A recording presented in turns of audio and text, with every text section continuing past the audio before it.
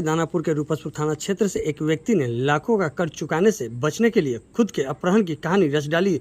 उसने अपनी पत्नी को व्हाट्सएप पर मैसेज भेजकर अगवा होने की सूचना दी और फिरौती के लिए 20 लाख रुपए की मांग की। उसका प्लान था कि फिरौती से अपने परिवार से मिले पैसों से वो कर्ज चुकाएगा, लेकिन रूपसपुर पुलिस ने उसके प्लान पर पानी फेर दिया। अपहरण की सूचना मिलते ही पुलिस हरकत में आ गई और अमित रंजन की तलाश शुरू कर दी। पुलिस टीम ने अमित रंजन के मोबाइल लोकेशन के आधार पर तलाश शुरू कर दिया था। अमित रंजन ने खुद को रूपसपुर पुलिस को सुपुर्द कर दिया।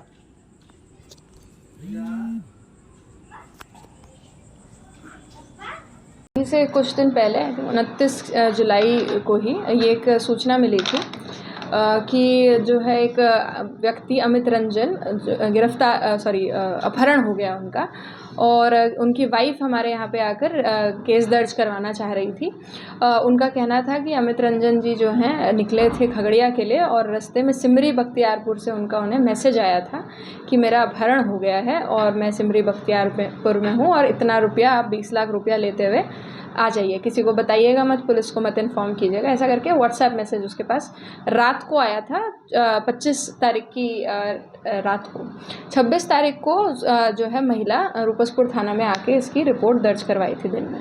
जैसे ही सूचना मिली तो हमारे द्वारा तुरंत जो है पुलिस द्वारा तुरंत इस पर कार्रवाई की गई, पूछताछ करी गई कि कहाँ से निकला था, क्या हुआ था। तो इसका जो है पति, उसका अभी कोई सूचना उस समय नहीं प्राप्त हो पा रही थी।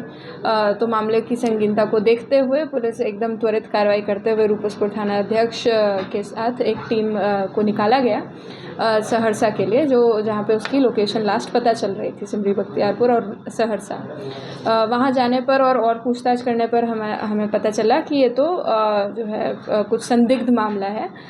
ये लोग यहाँ के रहने वाले भी नहीं थे, इनके द्वारा गलत इन्फॉर्मेशन दी जा रही थी रूपसपुर थाना को। मामला जो है ट्रांसपोर्ट नगर थाना और अगमकुआं थाना का बनता था, जहाँ पे ये लोग, जहाँ के ये रेजिडेंट थे, जहाँ से ये लास्ट निकले थे और इनका साथ ये घटना हुई थी।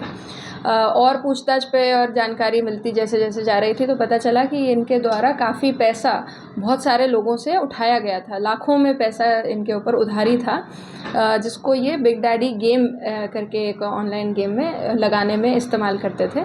ये उसमें पैसा लगाते थे और कुछ कुछ पैसा जो है रिटर्न करते जाते थे। तो अगले से उठा के पिछले को थोड़ा सा रिटर्न कर देना इनका टैक्टिक था। लेकिन पिछले कुछ दिनों से लोगों के द्वारा तकादा किया जा रहा था। जब ये सब हमें पता चला तो थोड़ी और जानकारी प्राप्त हुई। तो एक जो ये अमित रंजन है, ये स्वयं ही कल जो है कल के आसपास ये अमित रंजन रूपसपुर थाना में रिपोर्ट किए कि हम ठीक हैं।